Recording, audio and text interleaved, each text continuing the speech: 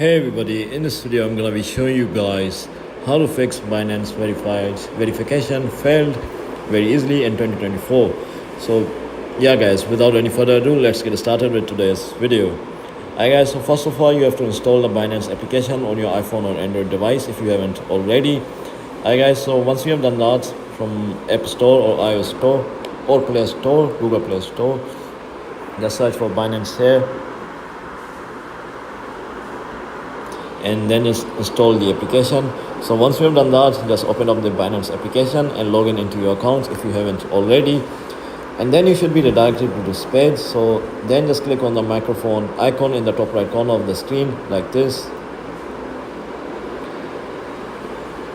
and now just scroll down until you see, actually just click on view all and scroll down until you see failed verification appeal, and here just follow the prompts they give you. So yeah guys, this is how you fix Binance verification failed. If you found this video to be helpful, then thanks for watching, and I'll see you in the next video very soon. Peace.